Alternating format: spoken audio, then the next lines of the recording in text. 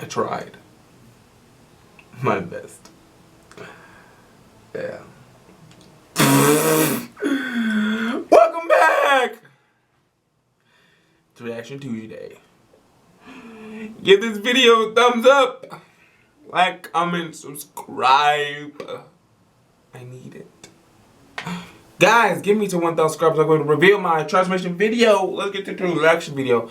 Now, today's reaction video is going to be on Athlean next. You know, your guy, your trainer, your coach guy, Cavalier. I'm going to be reacting and debunking him. Or agreeing with him. Let's see. Yeah, someone with 11 million subscribers. Let's see how it goes. But yeah, let's see. This video is about can't lose the love handles. Just do this.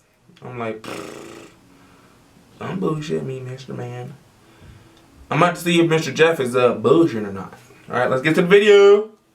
I see so many people doing bicycle crunches and Russian twists for their obliques, but guess what? What? They're not doing anything for your obliques. Facts. That works. So you're right. It's the abdominals. Blah. What's the guys of Cavalier, Athlean.com. So if you hate love handles as much as I do, then today... Isn't that funny? Love handles, but you hate them. You hate, it's like they should call it hate handles, but love handles. But you know, I guess you wonder why they call it love handles. You know, when you making love, you know, the ground handle, the bam, and then bam, bam, bam. This video is going to be exactly... Not for kids, you know, you're restricted. Finally, to get rid of them once and for all. Now let's face it, love handles are stubborn. Matter of fact, only second to the low back fat. It's the area on your body that you just can't seem to get rid of no matter what you do. Unless you're doing the right things. So that being said, guys, I want to show you 5 things that you can either stop doing... We don't want to go through 5 things. ...or start doing because they will right now. Alright, so let's start right off the bat where we need to. And that is anytime you want to lose fat anywhere on your body, not just on your love handles, then you got to start the discussion with what you're putting in your mouth. Your damn diet! Freaks! Y'all thought I was going to say the F-bomb. Let's get on here. Y'all need to stop eating them damn cookies! Although I just had like 6 burgers last night. I could do that. I have an extremely high activity routine. I'm active all damn day, every day. Except when I'm like doing stuff like this.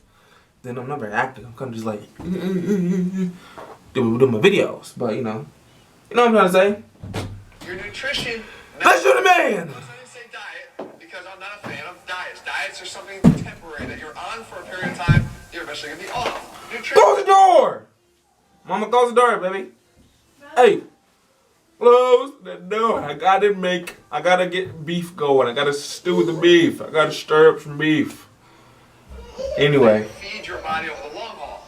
But even if you are on a diet plan, following the diet is not enough. Right? Because if you think that just by following the rules of the diet plan, let's say keto, or you're following a vegetarian diet, or let's say the different ways of eating and strategies like intermittent fasting, you might be abiding by the time frames within which you're eating. However, if you're eating too many calories, more than your body is... Calories in versus calories out. You can be doing keto, but if you eating 5,000 calories of damn bacon avocados, you ain't losing a damn thing. We ain't gonna lose a damn thing, you chunky bastards. Off, you are not going to burn fat. So following the diet rules might mislead you into thinking that you're doing something right. It's got to be more than that. In every instance, you got to be hypocaloric. You got to be burning more calories than you're taking in if you want to get rid of that fat. True. Point number 2 also relates to nutrition, but it ties into that deposition of fat and that preferential deposition of fat that doesn't necessarily work in our favor. You see, we might want to get rid of that fat over the lower abdomen and the love handles, and maybe over that low back, which I actually happen to still have here myself. Man, you straight. Shut your ass up. Body fat, but remember. Oh, lying ass. Oh, lying dog. You're lying to me. You're lying to these kids. You're lying. No, I'm playing. He ain't lying. I guess he's still shredded though. It happens. Certain belly fat. We all have fat, right? It's important. It's to be honest, we need fat to survive. All right. You ain't gonna be bone dry your whole life. If you think it's okay, think it's possible to be bone dry, shredded from dusk till dawn, 20 years down the road, you're wrong, baby, you're wrong. You or wrong. You're wrong, baby. We don't get to choose. It's because the body stores fat in a very particular way, particularly in men. You start losing it first here in your face and in your neck, and the last place to come off is down that abdomen and around the love handle and the waist. So what we do is we gotta persist with that nutrition plan, even if you're doing everything right. Take a look at this guy. He's one of our guys that followed our athletics programs. He started at this level right here. Clearly he had a lot to lose. His initial result. My God, are you fat shaming us? Are you fat shaming us for being thick? It's okay to be extra thick. There's wrong with being thick. How dare you, Mr. Jeff? Nothing wrong with being thick. There's wrong with being over 30% body fat, yeah, but nothing wrong with being thick. Look like this. Now, if you notice, the body fat loss occurred easily in the face and in the neck, and while he lost a significant amount around the abdomen and kind of lost that beer belly, he still retained some fat there in the oblique. Bro, you got the damn six-pack. 99.9999999% of you guys be okay with that. Y'all be totally fine with that. I'd be okay with... Okay, I mean, I want the vasculating abs. I want my toes to have muscles. I want my muscles to have muscles. I want to have muscles on my eyeballs. You need to have muscles. You need to have muscles on your muscles. You need to have muscles on your eyeballs. Ew. You dig? And then that lower ab area, and I'm sure around the low back. However, if he were to give up at this point because he figured, you know what, it's just not in the cards for me, I'm never going to be really ripped, he would have been mistaken. You have to persist and go through that knowing that this is the pattern that we lose fat, particularly in men, like I said. So he persisted, and this is what happened. You can see here now that he got rid of that, what was once thought to be never going away, that fat around the obliques. And now he's got that lean waistline. And the same thing will happen to you. But the point is, you're just... He looked fine before. He look good now. Kudos to my guy over there. Wish I knew his name. Good job, dude. Good job. I love it.